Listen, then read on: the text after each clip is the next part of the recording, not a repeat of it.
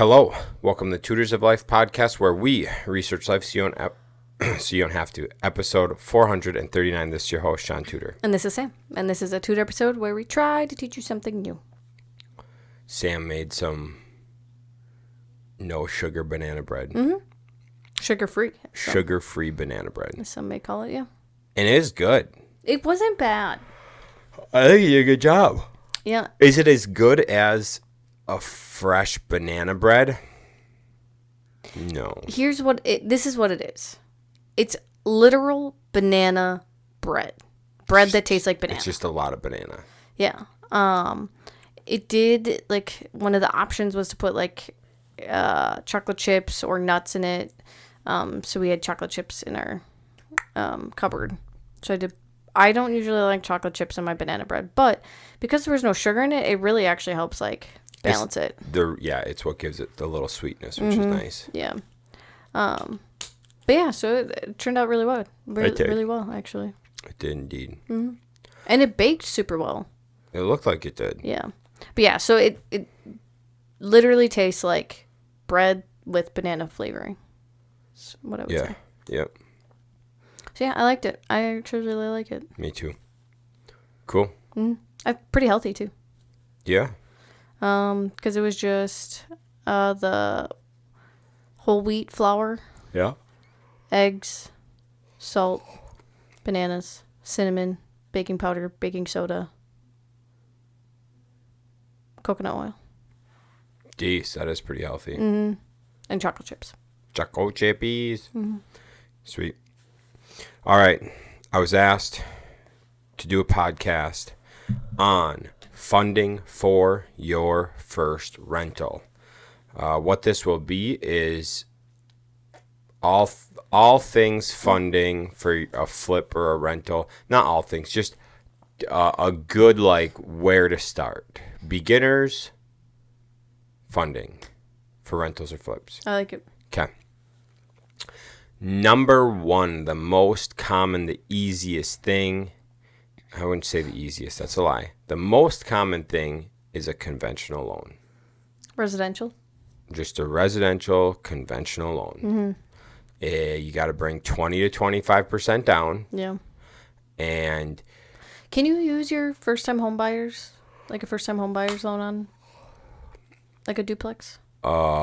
Anything from 1 to 4 units, you can use your first-time home buyer on as long as you live in one of the units. Cool. For a year? For a year. That's 3.5% down. So yeah, conventional. Conventional loan. Yep. Usually 15 to 30 year fixed. Usually the rates are a little bit lower with those. The thing with a conventional loan is you need the last 3 years tax returns. You need your W-2s, your credit score. So much. Debt to equity, I'm pretty sure, right? Yeah, because they check all of your... What's the credit check? Credit check, yeah. Yeah, your debt to equity. I just remember it was so much paperwork. A lot of paperwork. Conventional loans, a lot of paperwork. Mm-hmm. Okay? That's your number one. You can do it at any bank. Conventional loan. Your next, I'm going to say, is... Real quick, actually. Do different banks vary on conventional loans with their interest rates? Not really. Maybe by a little bit. They do by a little bit. Okay. But not as much as commercial loans. Right. Okay, cool. Yeah, they do a little bit, but a lot of them just get sold off. Okay. I was just curious about if you had to go bank shopping for those. I would a little bit. I would definitely. I mean, when we got our conventional loan for our house, we shopped and we ended up getting 0.5 to 0.75 cheaper by shopping banks. Mm-hmm. Okay. Next, the commercial loan. Mm-hmm. You can get a commercial loan through one of two ways. Typically, no, you can do 3 ways, but I like doing it one of 2 ways, okay? One is you can go to a small community bank. 2, you can go to a credit union. What I like about a small community bank is this. Small community banks are relationship driven. You can usually close a lot faster. They're a lot more flexible.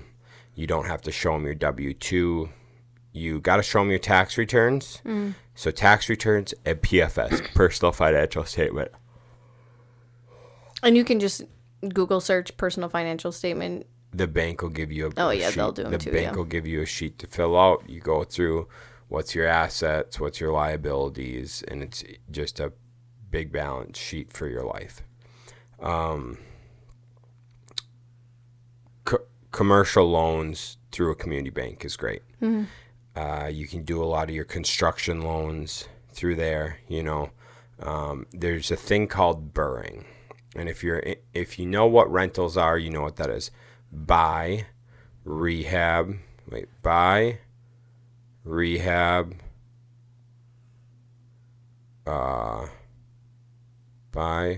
renovate. What am I? Refinance, repeat? No. Rent, repeat? Rent, repeat. Yeah. Buy, rehab, rent, refinance, repeat. Right? Sure. Okay. With a construction loan, like if you set that up at the bank, you can tie your BRRRR into one loan with the community bank. So you can do your buy, you can have your rehab built in, you can rent it out. You already got the ARV, the ARV, so your after repair value. You already did an after repair value appraisal. So once you're rented, you essentially have your appraisal, and then you can just go and do it again. So construction loans through community banks are absolutely beautiful. If you're just a buy and hold person and you're just going to put your 20% down and go on with life, and that's that, community bank or credit unions are great. Credit unions tend to be way cheaper than a community bank as far as rates.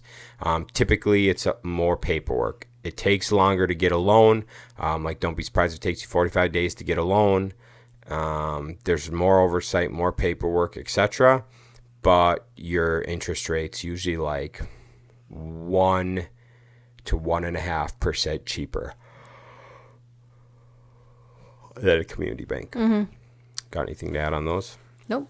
So, the next thing I'd say is hard money.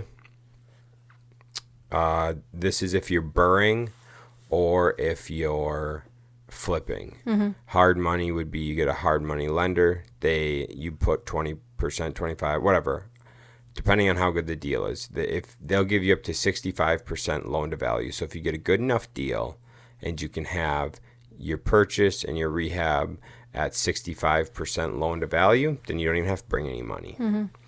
So hard money's pretty cool. It's usually more expensive. So it's like 12% interest rate with usually like 2 to 3 points. So if your loan's $100,000, you have 6 months that you need to pay this thing back. 6 months. So you got to rehab it and either sell it or rehab it and refi within 6 months.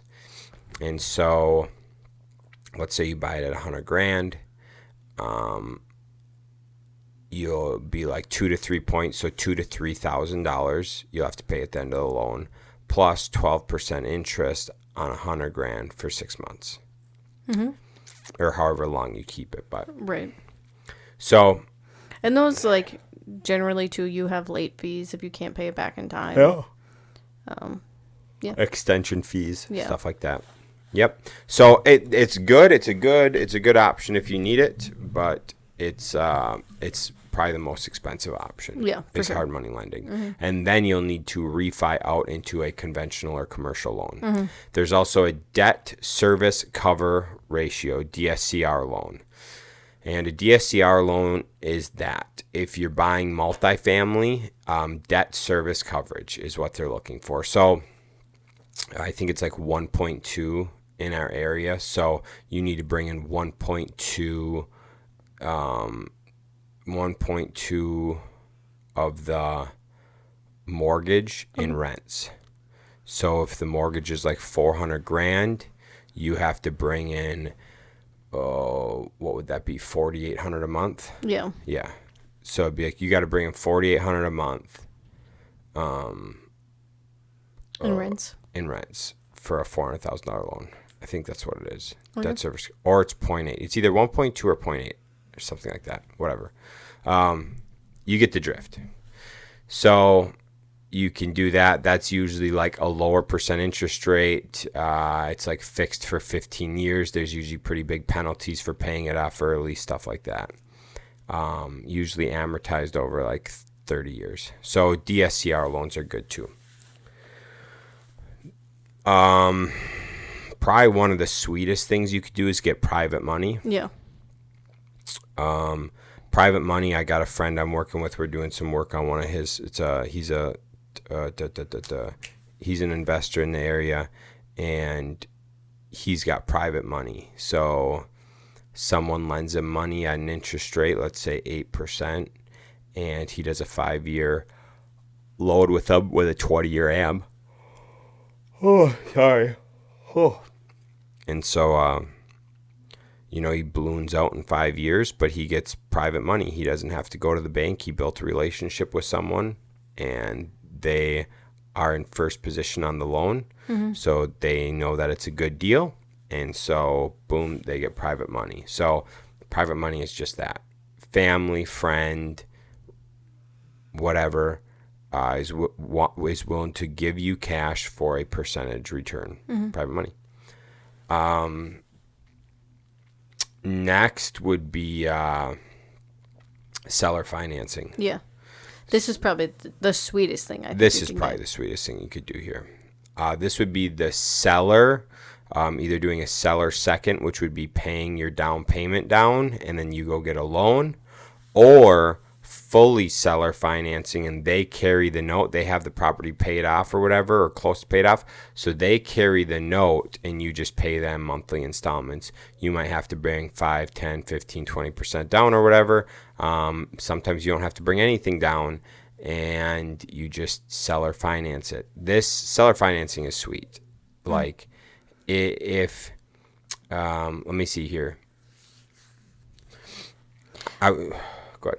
Oh, are you going to Nope, think of an example? Sure, but what are you going on? Oh, I was just going to say, a good thing, like if you're putting an offer on a place and you know someone has a property that is pretty close or paid off, this is probably the best thing to offer to them, because you can make them the bank, basically. And then instead of getting taxed on the full amount, then they only get taxed on like the payments that you make to them. Right. So instead of someone getting taxed on, say, $100,000 right off the bat, instead you pay them $10,000 a year for 10 years, and they only have to pay capital gains on $10,000 a year. Mm-hmm. The other option with that is the $10,000. You can opt to do no interest with a higher purchase price.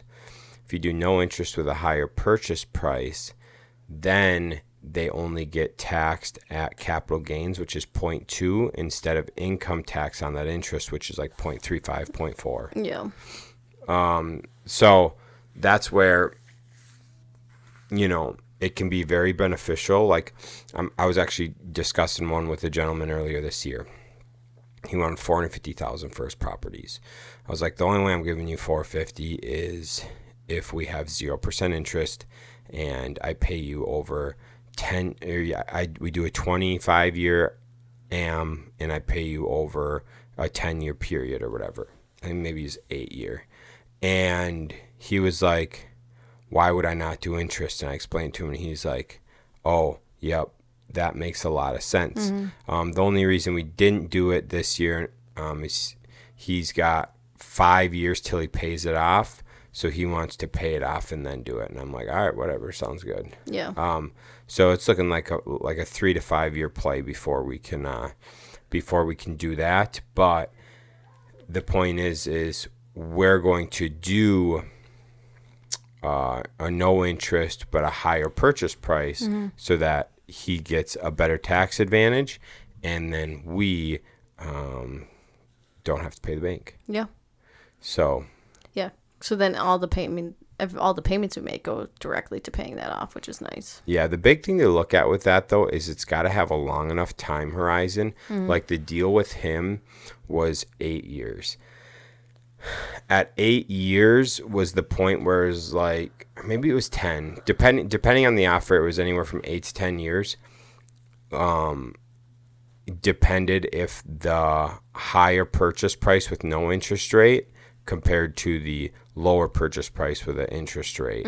Like for that break even, you wouldn't want to do the higher purchase price but only get carry for 2 years. Yeah, I know. It's like, well, then you just way overpaid. Yep. But if you lock it in for 8 to 10 years, you're in a pretty sweet spot. Yeah, for sure. Yeah, and then so the nice thing about seller financing is you can really control all the variables of that, which is cool. Yes.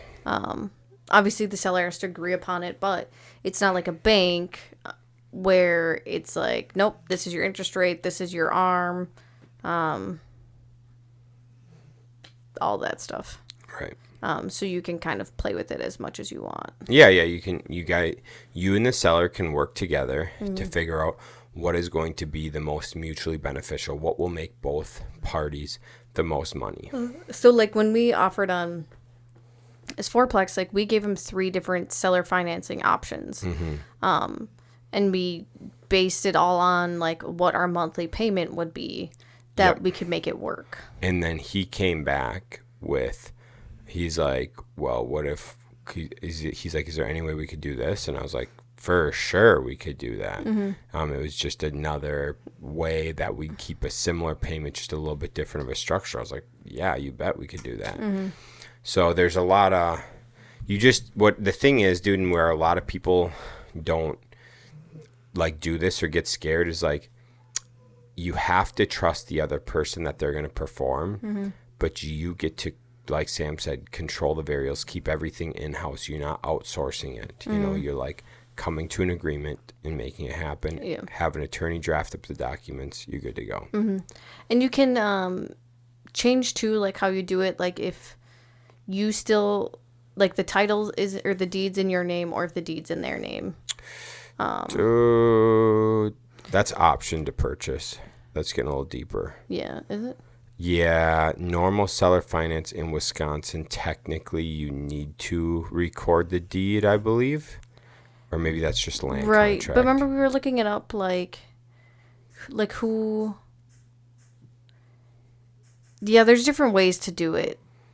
Yeah, that's why you talk to an attorney. But I'm pretty sure, like, seller financing, I think the deed land contract, the deed has to be recorded. So I think seller financing. Yes, I'm thinking the difference between land contract and seller financing. Yeah, I think you still have to. You have to go through title no matter what. Yeah. But land contract, I believe it stays in the deed stays in their name. I don't think so. Was it seller financing then that the deed... There's one way where the deed stays in their name and the other way deed goes... I think that's seller financing with an option to purchase. Okay. I think that's what it is. I think it's an option to purchase is when that happens. Either way, no matter what, go through title. Yeah, do attorney and title. But yeah, there's... I could be wrong. I get so confused. Ryan's going to blow us up on this For about sure. why we don't know this. All I end up doing is I just call Derek or Rich, and then they just tell me. Yeah. And then life's easy. Yep. That's like, you know what, guys? I'm going to teach you something real quick. You don't have to know all the answers. No. You just got to know how to find the answers. Correct. And I know how to find the answers. Well, and I know, like, I Google searched one of the, like, what it is, so you can very easily just Google search it and it'll tell you. Right. So, yeah. Oh, do you have something else to go? No. So we got seller financing. Beautiful, beautiful. That's like best case scenario. Private money, which is very cool. Hard money, which is a good way to get funds if you don't have any, but you got to usually get good deals and it's going to cost you more. You got commercial lending. You got conventional lending. And there's one other way. What's that? One other common way, I should say. What's that? Partnering. You find a deal,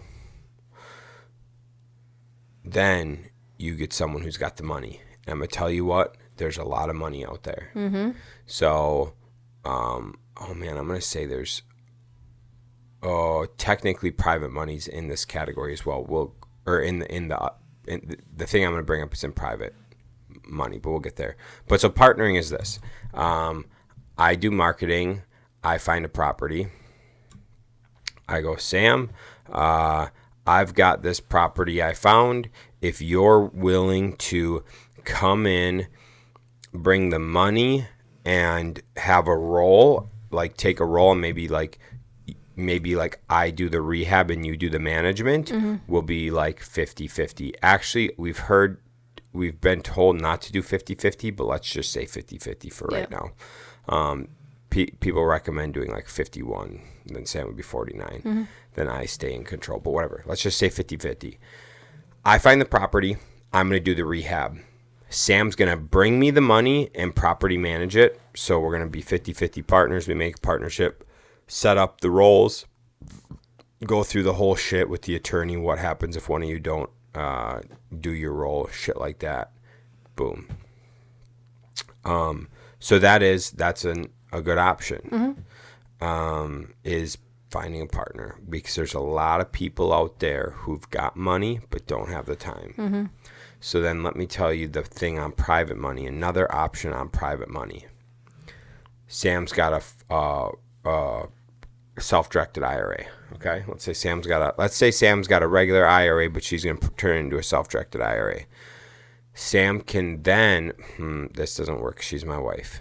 Let's say we're not. I just met Sam. We're not related. I just met her at a RIA. We're not related. And I go, hey, you've got a self-directed or you've got an IRA and you want to get a self-directed IRA. You can fund my deals. How does this sound? I've got a property. I'm going to rehab it. I'm going to manage it. How about I'm going to give you a 5% return. I'm going to give you a 5% return on your money. So every month you'll get a 5% return on your money. And I'm going to give you 15% equity into the property. So then Sam's going to move. Let's say I need $60,000. Sam's going to move $60,000 from her self-directed IRA over to my account. That's going to allow me to purchase and rehab the property. And then I'm going to own 85% of it. I'm going to have done the rehab and I'm going to manage it. Sam has zero to do with it. Nothing. All she does is she's getting a 5% return and 15% equity. And we make a little thing saying in 10 years we plan to sell or something like that, right? Or in 10 years I'll look at refining you out or whatever, right? So that's another option for private money. Yeah. So there's a ton of ways to get money, a ton. The easiest, go get a fucking loan. Yeah. If you don't have a job, you don't have a W-2, well, partnering might be the easiest then. Another thing to keep in mind too is getting a HELOC on your house, which is a home equity line of credit. Yep. So that was something that Shaun and I did on our first house that we got a HELOC on it. Because we bought it for pretty cheap, renovated it, and then we took out a HELOC when we refinanced it anyways. And so when you refinance, it's really easy to get a HELOC on top of it. Yep. Go ahead. But that was nice because then we had a line of credit that we could use to fund flips, whatever we really wanted, to be honest. Yeah. Yep. So if you're wondering, if you're like, well, Shaun, what do you do? I do mainly one thing, because with flipping, it's mainly this. We take our line of credit for the down payment and to fund the flips or our personal money, but we take our money, line of credit, whatever, for our down payment and for our steps through the rehab process. We go to a community bank, we get a commercial loan, a commercial construction loan, and we set up a rehab budget with steps where we do our draws, and that's off we are to the races. So really, like, just from having equity in our portfolio, because we've got a portfolio, just by having equity in our portfolio, we don't even need to have personal money. We can just use our line of credit to fund our deals. Yeah. And then we get community bank money, or, you get money from a community bank, and there you are. Mm-hmm. And then after you have a number of properties built up, let's say you got a portfolio of 10 at the community bank with kind of higher interest rates, that's when you start shopping portfolio loans. I did this before, and I went to a credit union and put a portfolio into the credit union. Recently, I've heard of some crazy shit. I've heard of community banks matching credit unions. Fucking whack, dude. That's wild. Yeah. Like, freaking people are like, yep, we're going to move to the community bank. And they're like, what are they offering you? 7-year ARM. Can you explain those quick? ARM is adjustable rate mortgage. So you've got, it's a lock. So for 7 years, the typical is 5. The average is 5, but like credit unions will do 7 and up to 10. So like you've got a 7-year ARM, adjustable rate mortgage. That means your mortgage is locked for 7 years. You're doing a 25-year AM, so 25-year amortization. That means the loan is amortized, or like the loan's interest is based off of 25 years of ownership. So you got a 7-year ARM with a 25-year AM, and an interest rate is 6.75%. Didn't it just go down? Yeah, it's like 6.5 now. But this was like a few months ago, and I heard of some folks getting this. They were gonna switch, and they ended up telling their community bank that, hey, we're switching this, and they're like, well, what's credit union offering you? That's what they were offering them, and the bank was like, well, we'll just match it. I mean, I suppose you either match it or you lose it. That's it. So. Yeah. Yeah, that's cool. I thought it was pretty cool. So, go ahead. I will say the 25 AMs is kind of, because I think when we first started, wasn't it 20 at quite a few banks? Most are 20. Most are 20 even today. Yeah. So definitely try to find one that you can do the 25. Unless you want to pay shit off sooner. Yeah. If you want to do the debt-free route, you can definitely find stuff for 20 years. Nothing wrong with that. But yeah, just keep in mind that your payment's going to be higher. That's exactly right. Yep. But when we switched to, I'm trying to think of where I was going to go with this. When we made our portfolio loan, because we have a 10-year ARM. Our portfolio. That's right, 10-year ARM. Yeah, our portfolio is a 10-year ARM. Which we were really happy with. And they even said, like, if the interest rate is, like, really favorable, like a year or two before that 10 years, they said we could, like, re-up it then. Mm-hmm. Or if it's, like, really bad at the 10-year mark, like, we can do a 1-year ARM until it's in a better spot. That's right. Mm-hmm. So that is the nice thing about, like, especially getting a relationship with your bank is you can do those things. You can get more favorable options. Mm-hmm. Definitely. Mm-hmm. Definitely can. Cool. I love it. That's the big thing on funding. I mean, there's a ton of different options. I told you what I typically lean towards. Yeah, I don't know. I know some folks with private money, and sometimes they want to do more of like a partnership thing. Yeah. Which to me is tough because it's like if all you're bringing to the table is money, I can get money easy. Mm-hmm. You know, like you can find money. I can find money easily. Yeah. So I'm not concerned about, it's not worth me, for me personally, it's not worth me giving up 25, 35, 45, 50% of a deal for someone bringing me money. Yeah. I don't like that at all. Now, I've offered to other folks that, hey, if you find a good deal, I will be your private money. I will show you how to do the deal. I'll do all that with you, but I don't be 50%. I might even be 51% because at the end of the day, I want the say. Yeah. You know? Yeah, when it's your money, yeah. Yeah. I've offered folks that too. So, yeah. But I highly recommend if you're a beginner and you don't know where to start, I'd recommend doing a conventional personal loan or a conventional loan and living in a unit for a year. Oh, dude, house hack.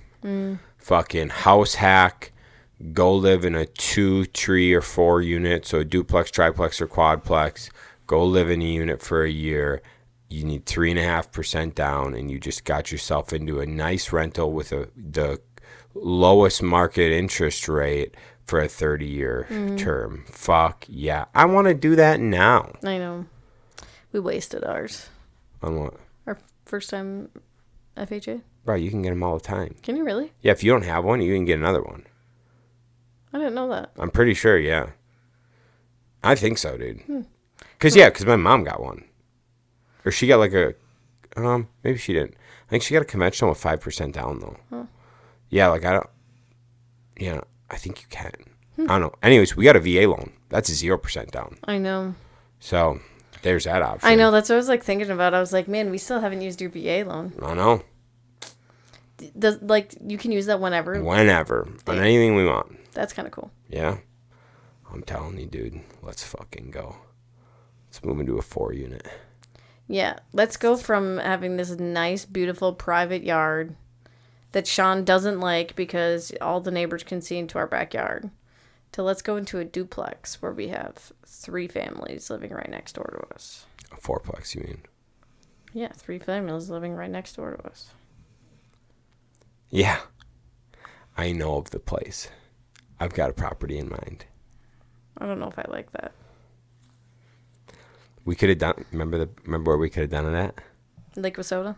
I'm just making sure you remember. I remember. All right, perfect. Good deal. Yeah, me too. I think that's all we got for you today. I think so. All right, guys. Hope you enjoyed it. Hope you learned something. If I forgot something, feel free to let me know. And we will catch you on the next one. See you later.